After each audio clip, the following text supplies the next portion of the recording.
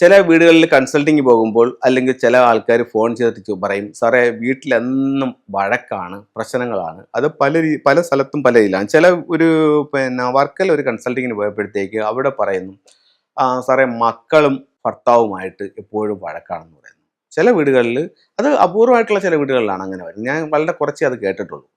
ഭൂരിഭാഗം വീടുകളിലും ഭാര്യയും ഭർത്താവും തങ്ങളിൽ കലഹമാണെന്നാണ് പറയുന്നത്. ചില വീടുകളിൽ അമ്മാവിയമ്മയും ആയിട്ടൊക്കെ കലഹങ്ങളുണ്ടാവും. അപ്പം കലഹം പലരുമായിട്ടും പല രീതിയിലും ഉണ്ട്. ഈ കലഹത്തിന് കാരണങ്ങളും പലതാണ്. അപ്പം വാസ്തുപ്രകാരം അല്ലെങ്കിൽ ഫെങ്ഷുയി പ്രകാരം നമുക്കത് എങ്ങനെ കറക്റ്റ് ചെയ്യാം, അല്ലെങ്കിൽ എന്തൊക്കെ രീതിയിൽ കലഹം ഉണ്ടാവാം എന്നുള്ളത് ഞാൻ പറയാം.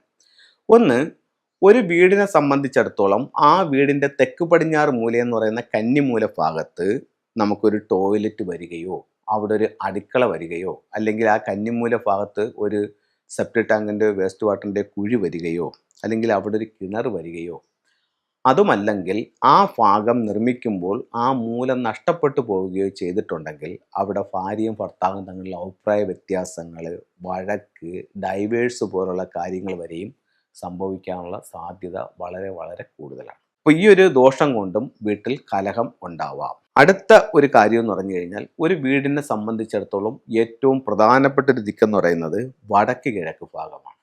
വടക്ക് കിഴക്ക് ഭാഗത്തുണ്ടാകുന്ന ഒരു ടോയ്ലറ്റ് അല്ലെങ്കിൽ വടക്ക് കിഴക്ക് ഭാഗത്തുണ്ടാകുന്ന ഒരു സെപ്റ്റിക് ടാങ്ക്, വടക്ക് കിഴക്ക് ഭാഗത്തുണ്ടാകുന്ന ഒരു മിസ്സിങ്, ഇതൊക്കെയും ആ വീട്ടിൽ പലതരത്തിലുള്ള തടസ്സങ്ങൾക്കും പ്രശ്നങ്ങൾക്കും കാരണങ്ങളാകാം എന്നും ഫെങ്ഷുയിൽ പറയുന്നുണ്ട്. അപ്പോൾ ഇതൊക്കെ കലഹത്തിന് കാരണമാകാം. ഇനി രണ്ട് കാരണങ്ങൾ കൂടെ ഉണ്ട്. ഇത് നമുക്ക് നമ്മുടെ കണ്ണുകളാൽ കാണാൻ പറ്റും. ഏതാണ്? ഈ കന്നിമൂലയുള്ളൊരു പ്രശ്നവും ഈ വടക്ക് കിഴക്ക് ഭാഗത്തുള്ളൊരു പ്രശ്നവും നമ്മുടെ കണ്ണുകളാൽ കാണാൻ പറ്റും. കാരണം ആ ഭാഗം മിസ്സിങ് ആയിട്ട്. ഇനി നമുക്ക് വാസ്തുവിൽ ഇല്ലാത്തതും അതേ സമയത്ത് ഫെങ്ഷുയിൽ ഉള്ളതായിട്ടുള്ളൊരു കാര്യം പറയുന്നത്, നമ്മൾ വീട് വെക്കുമ്പോൾ ആ വീട് വെച്ച അന്ന് മുതൽ വീടിൻ്റെ ഓരോ ദിക്കിലും 2 നക്ഷത്രങ്ങൾ വീതം വന്നിട്ടുണ്ടെന്ന് ഫെങ്ഷുയിൽ പറയുന്നുണ്ട്. അതിന് ആ വീട്ടിൽ നിന്ന് തന്നെ കിട്ടുന്ന ചില കാര്യങ്ങൾ ഉപയോഗിച്ചുകൊണ്ട് നമുക്കിതിൻ്റെ കണക്കുകൾ ഉപയോഗിച്ചുകൊണ്ട് നമുക്കിതിനെ കണ്ടുപിടിക്കാൻ പറ്റും. അത് വീടിൻ്റെ ചുറ്റളവല്ല കേട്ടോ, ചിലർ അങ്ങനെ തെറ്റിദ്ധരിക്കുക, അതുകൊണ്ട് ചുറ്റളവല്ല. വീട് പണി കഴിപ്പിച്ചിരിക്കുന്ന കാലഘട്ടം, വീടിൻ്റെ ഫേസ് ആൻഡ് ഡിഗ്രി എന്നിവയെ ബേസ് ചെയ്തിട്ടാണ് ഇത് കണ്ടുപിടിക്കുന്നത്. അപ്പം ആ ഫ്ലൈയിങ് സ്റ്റാർ നമ്പർ എടുക്കുമ്പോൾ നിങ്ങളുടെ വീടിൻ്റെ പ്രധാന വാതിലിൽ 3 എന്ന് പറയുന്നൊരു നക്ഷത്രം നിൽപ്പുണ്ടെന്നുണ്ടെങ്കിൽ അവിടെ ആ വീട്ടിൽ പൊതുവേ കേസും വഴക്കും കലഹങ്ങളും ഉള്ളൊരു വീടായിരിക്കും. അതൊരു കാര്യം. രണ്ടാമത്തെ ഒരു കാര്യം, നിങ്ങൾ കിടക്കുന്ന ബെഡ്റൂമിൽ ഈ 3 ഉണ്ടെങ്കിലും ഇത് തന്നെ സംഭവിക്കും. അപ്പോൾ അത് വീട് വെച്ച സമയത്ത് വന്നിരിക്കുന്നതാണ്, അതൊരിക്കലും പോകത്തില്ല.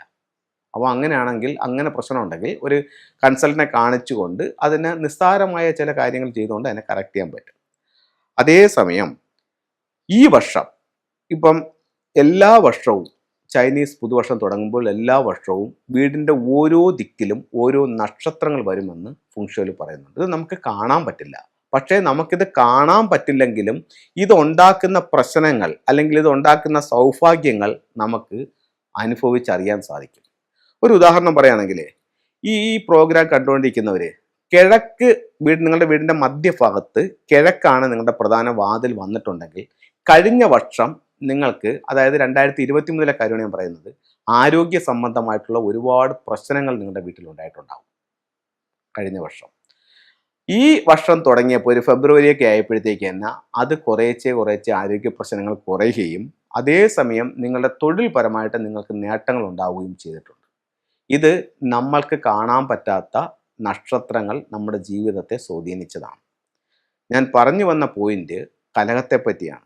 അത് ഈ വർഷം 2024 ലോകത്തെല്ലാ സ്ഥലത്തും വീടിൻ്റെ സെൻട്രൽ ഭാഗത്താണ് 3 എന്ന് പറയുന്ന നക്ഷത്രം വന്നിരിക്കുന്നത്. ഇത് ആനുവൽ സ്റ്റാർ ആണ്, ഈ വർഷത്തെ 3 ആണ്. അത് സെൻട്രലിൽ വന്ന് നിൽക്കുമ്പോൾ വീട്ടിൽ പൊതുവേ കലഹങ്ങൾക്കുള്ള സാധ്യത വളരെ കൂടുതലാണ്. എന്തുകൊണ്ടെന്നാൽ സെൻട്രലിൽ ഈ 3 നിൽക്കുകയാണല്ലോ. സെൻട്രലിൽ 3 നിൽക്കുമ്പോഴത്തേക്കെന്ന് പറഞ്ഞു കഴിഞ്ഞാൽ ഭൂരിഭാഗം വീടുകൾക്ക് നമുക്കറിയാൻ പറ്റും ഏകദേശം അവിടെ ആയിരിക്കും ഒന്നുകിൽ ഡൈനിങ് ഹാള് അല്ലെങ്കിൽ ലിവിങ് റൂം. അപ്പോൾ കുടുംബാംഗങ്ങൾ കൂടുതൽ സമയം ചെലവഴിക്കുന്ന ഒരു ഏരിയ അതാണ്. അപ്പോൾ അവിടെ നമുക്ക് ഉണ്ടാകുന്നൊരു എനർജി എന്താണ്? കോറൽ സ്റ്റാർ 3 ആണ് നിൽക്കുന്നത്. അത് കലഹത്തിലേക്ക് നമ്മളെ കൊണ്ടുപോകും. അപ്പോൾ നമുക്ക് ഒരു കാരണമില്ലെങ്കിലും നമ്മൾ എന്തെങ്കിലും ചള്ളും പൊട്ടും പറഞ്ഞ് കലഹം ഉണ്ടാക്കുന്നൊരു അവസ്ഥ വരും, അല്ലെങ്കിൽ അതിൻ്റെ കാരണം ഉണ്ടാകും. അപ്പോൾ ഈ കാരണങ്ങളാൽ വീട്ടിൽ കലഹങ്ങൾ ഉണ്ടാകും. അപ്പോൾ നല്ലൊരു ഫെങ്ഷി കൺസൾട്ടനെ കാണിച്ചുകൊണ്ട് ഈ 2 പ്രശ്നവും നിങ്ങൾക്ക് കറക്റ്റ് ചെയ്യാം. വാസ്തുപ്രകാരം എന്തെങ്കിലും പ്രോബ്ലംസ് ഉണ്ടോ, ഫെങ്ഷു പ്രകാരം സ്റ്റാർ വന്നത് നമ്മളെ നെഗറ്റീവായിട്ട് സ്വാധീനിച്ചിട്ടുണ്ടോ എന്ന് മനസ്സിലാക്കി അതിനെ കറക്റ്റ് ചെയ്യുമ്പോൾ ഈ ഒരു പ്രശ്നത്തെ അതിജീവിക്കാനായിട്ട് നിങ്ങൾക്ക് സാധിക്കാം. ഫെങ്ഷുവിലെ ചില ടൂൾസിലേക്ക് പോവാം. നമുക്ക് തൊഴിൽപരമായിട്ട് അല്ലെങ്കിൽ ആരോഗ്യപരമായിട്ട് സാമ്പത്തികമായിട്ടൊക്കെ നേട്ടം കിട്ടുന്നത് 3 ഓരോ ടൂൾസ് കാണിക്കും. ഇത് നാച്ചുറൽ ആയിട്ടുള്ളൊരു ഉലു ആണ്. ഉലു അല്ലെങ്കിൽ കലാഭാഷ എന്ന് പറയും. ഇത് നമുക്ക് ഹെൽത്ത് മെച്ചപ്പെടാൻ വേണ്ടിയിട്ട് ഉപയോഗിക്കും. ഇത് നമുക്കൊരു അയാൾക്ക് എന്തെങ്കിലും ഹെൽത്ത് പ്രോബ്ലം ഉണ്ടെങ്കിൽ ഇത് വെച്ചാൽ അയാളുടെ മൊത്തം അസുഖം മാറുമെന്നല്ല ഞാൻ പറയുന്നത്. അതിനൊരു ആശ്വാസം കിട്ടാനായിട്ട് അല്ലെങ്കിൽ അത് പെട്ടെന്ന് മരുന്നിനോടൊപ്പം തന്നെ അത് സുഖപ്പെടാൻ വേണ്ടിയിട്ട് അദ്ദേഹം കിടക്കുന്ന ബെഡിൻ്റെ സമീപത്ത് ഈ ഒരു കലാഭാഷ വയ്ക്കുന്നത് നല്ലതായി ഫെങ്ഷുവിൽ കണക്കാക്കുന്നുണ്ട്. അതുപോലെ തന്നെ ഞാനിപ്പം ചില നക്ഷത്രങ്ങളുടെ കാര്യം പറഞ്ഞു. ഇതിൽ 2 എന്ന് പറയുന്ന നക്ഷത്രം ആരോഗ്യ പ്രശ്നം ഉണ്ടാക്കുന്ന നക്ഷത്രമാണ്. ഈ 2 നിൽക്കുന്ന സ്ഥലത്തും നമുക്ക് ഈ നാച്ചുറൽ ഉലു ഇടാം. ഈ വർഷം 2024 2 നിൽക്കുന്നത് സൗത്ത് ഈസ്റ്റ് കോർണറിലാണ്. ഉറപ്പായിട്ടും അവിടെ ഒരു നാച്ചുറൽ കലാഭാഷ നമുക്ക് ഹാങ് ചെയ്യാവുന്നതാണ്. അടുത്തത് സമ്പത്തിനെ പറ്റിയിട്ടൊരു ടൂൾ കാണിക്കാം. ഇത് ഒരു 3 ലെഗ്ഡ് ഫ്രോഗ് ആണ്. വളരെ സിമ്പിളായിട്ട് ഒരുപാട് ആൾക്കാർ വെച്ചിട്ടുണ്ട്. ഒരു 3 കാലുള്ള ഒരു തവള എല്ലാ സൗഭാഗ്യങ്ങളുമായിട്ട് ചുണ്ടിലൊരു ചൈനീസ് കോയിനും കടിച്ചു പിടിച്ച് നമ്മുടെ ജീവിതത്തിലേക്ക് അല്ലെങ്കിൽ നമ്മുടെ വീട്ടിലേക്ക് കടന്നു വരുന്നു. പ്രധാന വാതിലിൽ നിന്നും നമ്മുടെ ബെഡ്റൂം എവിടെയാണോ അങ്ങോട്ട് ഫോക്കസ് ചെയ്ത് വെക്കാം. അപ്പോൾ ചിലർ പറയും സാറേ എൻ്റെ ഇടയ്ക്ക് വേറൊരു ഭിത്തിയുണ്ട്, ഒരു മുറിയുണ്ടെന്നൊക്കെ പറയും. ഒരു കുഴപ്പവുമില്ല. ആ ഒരു ഡയറക്ഷനിലേക്ക് ഇതിനെ ഒന്ന് ഫോക്കസ് ചെയ്യണമെന്ന് മാത്രമേ ഉള്ളൂ. ഇത് വ്യാപാര സ്ഥാപനങ്ങളിലും വെക്കാം. അപ്പം ഹെൽത്തായി വെൽത്തായി. അടുത്തത് തൊഴിൽപരമായിട്ട് എന്ത് ചെയ്യാൻ പറ്റും എന്നുള്ളൊരു ടൂളും കൂടെ കാണിക്കാം. ഇത് അരോന മത്സ്യമാണ്.